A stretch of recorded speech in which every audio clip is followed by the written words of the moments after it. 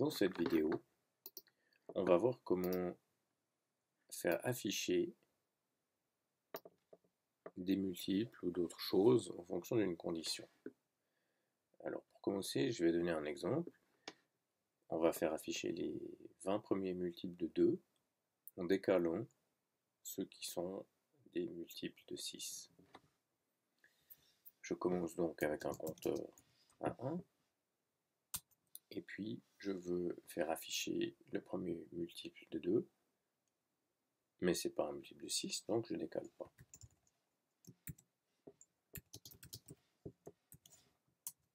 J'incrémente et j'affiche. Ce n'est toujours pas un multiple de 6. J'incrémente. Et maintenant, est-ce que c'est un multiple de 6 alors? Je sais que dans i, il y a 3. 3 fois 2, 6, donc c'est un multiple de 6. Donc je fais afficher le nombre décalé. Alors pour décaler, je dois changer ce que je mets dans l'instruction print. Je veux des espaces, 4 espaces, avant le nombre. J'ai donc mis ici 4 espaces. Et on peut constater que j'ai mis ces espaces entre des guillemets pour insister sur le fait que ce ne sont pas des espaces d'une expression normale, mais des espaces à afficher une chaîne de caractères. Pour coller maintenant le résultat du calcul à ces espaces, j'utilise l'opération plus. Et je veux mettre un nombre après ces espaces. Pour ça, je dois dire à la machine que le résultat du calcul doit être transformé en des caractères à afficher à l'aide de l'instruction str qui signifie en anglais string, chaîne de caractères. Je mets le résultat de mon calcul, c'est-à-dire le multiple de 2, qui est aussi un multiple de 6, dans la fonction str pour pouvoir coller ça à mes espaces. Je vois que 6 ici s'affiche avec un décalage. Je continue l'opération. Maintenant dans i, j'ai 4. 4 fois 2, 8, c'est pas un multiple de 6. J'affiche directement le nombre. Je continue. Et maintenant, je vais me retrouver de nouveau avec un multiple de 6. Donc je change d'instruction d'affichage. Je remets l'instruction d'avant, c'est-à-dire celle-ci. Je vois que le 12 est affiché décalé. Voyons ce que cela donne dans un programme.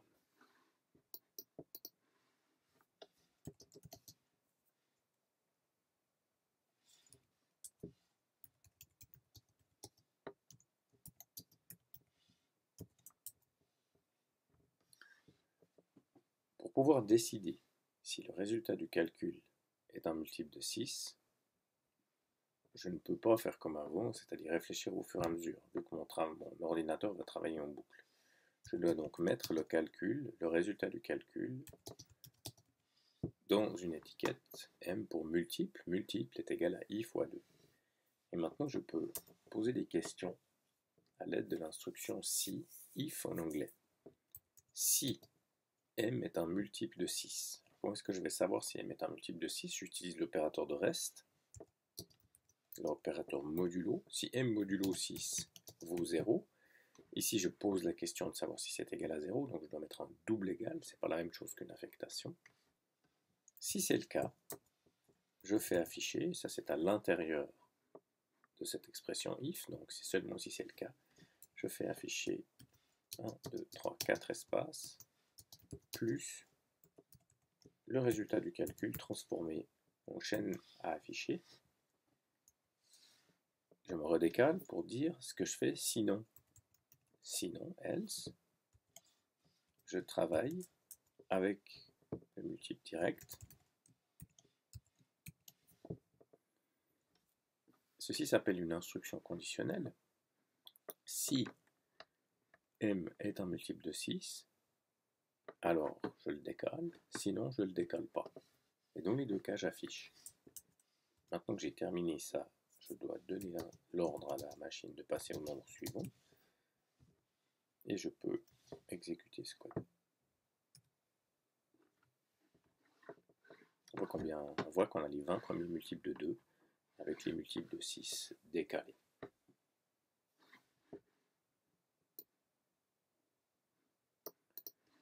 On peut maintenant faire la même chose, faire afficher les 23 premiers multiples de 12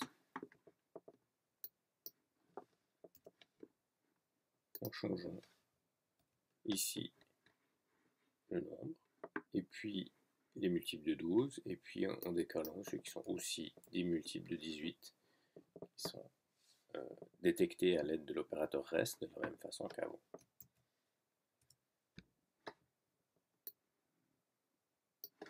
On voit les 23 premiers multiples de 12 avec les multiples de 18 décalés.